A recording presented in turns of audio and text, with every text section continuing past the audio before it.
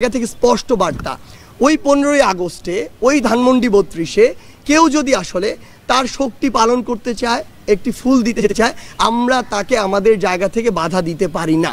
যার পিছনের উদ্দেশ্য হচ্ছে এখানে দেশে এবং দেশের বাইরে থেকে বিভিন্ন চক্রান্ত হওয়ার সম্ভাবনা রয়েছে এবং আমাদের যে একটি জনবিপ্লব হয়েছে, গণবিপ্লব হয়েছে, সেটির বিপরীতে গিয়ে একটি প্রতি বিপ্লব ঘটানোর সম্ভাবনা রয়েছে।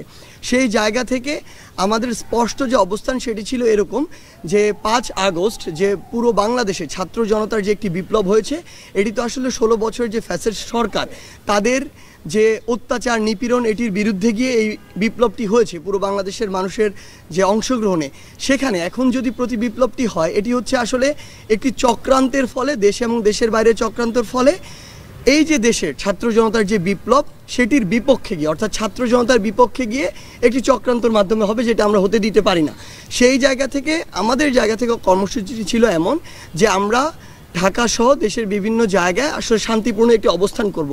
আপনারা দেখেছেন, আমি নিজেও, আমরা কয়েকজন সমন্বয়ক সহ শাহবাগে ছিলাম। আমরা যখন শাহবাগের মোড়ে যাই তখন আমাদেরকে কিছু আইনশৃঙ্খলা রক্ষাকারী বাহিনী বা কিছু আর্মি অফিসার এসে অনুরোধ করে যে এখানে যদি আজকে আমরা কর্মসূচি করি 4 রাস্তার মোড়ে, তাহলে মানুষের ভোগান্তিটি বাড়বে। তাদের কথা শুনে আমরা সাথে সাথে, আমরা সেখানে 1 মিনিটও দাঁড়াইনি, সাথে সাথে আমরা জাদুঘরের সামনে চলে এসেছিলাম যে মানুষের আসলে দীর্ঘ 1 মাস ধরে বিশাল একটি ভোগান্তি হচ্ছে, সেই ভোগান্তিটি আসলেই কমানো প্রয়োজন দেশের স্থিতিশীল অবস্থা নিয়ে আসার জন্য। আমরা সরে এসেছি সেখান থেকে।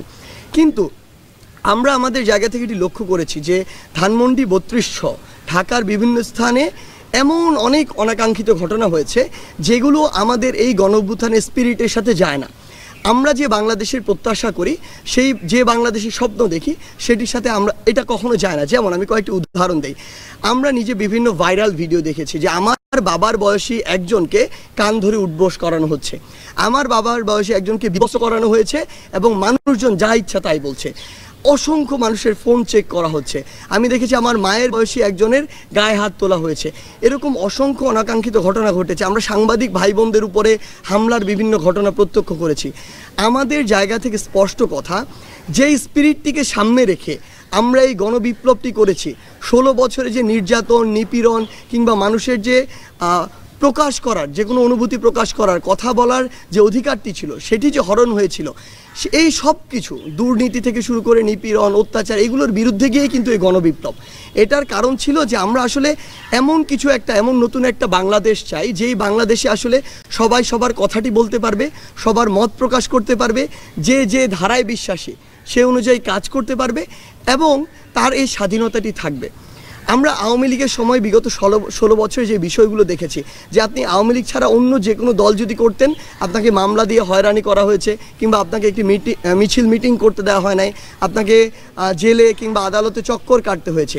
এই সামগ্রিক বিষয়গুলো আমরা আমাদের জায়গা থেকে বিশ্বাস করি যে এগুলো হওয়া উচিত না। কিন্তু গতকালকে আমরা এমন বেশ কিছু চিত্র দেখেছি যেই জায়গাগুলোতে আসলে স্টুডেন্টদের কিছু পার্টিসিপেশন ছিল।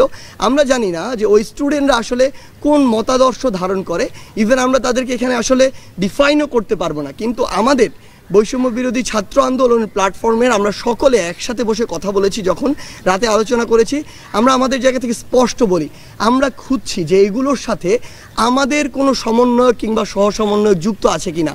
আমাদের জায়গা থেকে স্পষ্ট ডিসিশন, আমরা খুঁজে তথ্য প্রমাণের ভিত্তিতে যদি সিঙ্গেল একজন সমন্বয়ক বা সহসমন্বয়ক পুরো বাংলাদেশে পেয়ে থাকি, এটার সাথে যুক্ত কোনোভাবে, আমরা তৎক্ষণাৎ তাকে আমাদের ওই কমিটি থেকে, ওই টিম থেকে বহিষ্কার করব। এটা আমাদের প্রথম ডিসিশন। দ্বিতীয় ডিসিশন ওই জায়গাটিতে আমাদের, যে এরকম কাউকে যদি আমরা পাই যেই ঘটনাগুলো অতিরঞ্জিত হয়েছে, আসলে ওই ঘটনার সাথে সম্পৃক্ত, এবং ভবিষ্যতে যদি এমন অতিরঞ্জিত কোনো ঘটনা হয়, তাহলে এই রিলেটেড সকলকে আইনের মাধ্যমে, কারণ তারা মানবাধিকার লঙ্ঘন করেছে, তারা যেই কাজটি করেছে, মানে একজন মানুষকে বিবস্ত্র করা থেকে শুরু করে গায়ে হাত তোলা, এগুলো কোনোদিন আইনসঙ্গত নয়। সেই জায়গা থেকে তাদের আইনগত ব্যবস্থা নেওয়ার জন্য যা করা প্রয়োজন, একটি প্রেশার গ্রুপ হিসেবে বৈষম্য বিরোধী ছাত্র আন্দোলন সেই কাজটি করবে। এবং আমাদের যেমন 2 জন ছাত্র প্রতিনিধি আসলে অন্তর্বর্তীকালীন সরকারে রয়েছে, সেই জায়গাতেও তাদের মাধ্যমে যেভাবে বিচার নিশ্চিত করা যায়, আমরা সেই কাজটি করব।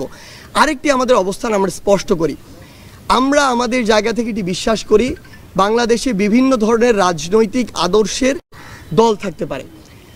2013 সালে আমরা দেখেছিলাম হেফাজতে ইসলাম যখন তাদের মতিঝিলে এই যে সমাবেশটি করেছিল, ওই সময়ে পুলিশকে কাজে লাগিয়ে, পুলিশকে অপব্যবহার করে আওয়ামী লীগ তার ক্ষমতার অপব্যবহার করে অসংখ্য আলেম ওলামাদেরকে কান ধরে উঠবস করিয়েছিল। সেই সচিত্র ছবি এবং ভিডিও এখনও আমাদের কাছে আছে। আওয়ামী লীগ যা করেছিল তার ফল আওয়ামী লীগ এখন ভোগ করছে, ভবিষ্যতে ভোগ করবে। কিন্তু সেম কাজটি আওয়ামী লীগ যাওয়ার পরে আরেকজনের যদি ওই নির্যাতকের ভূমিকা অবতীর্ণ হয়, সেটি আমরা কখনো মেনে নিব না। সেটির জন্য আমরা কখনো এই যে গণঅভ্যুত্থানটি হয়েছে সেটি কখনো করিনি।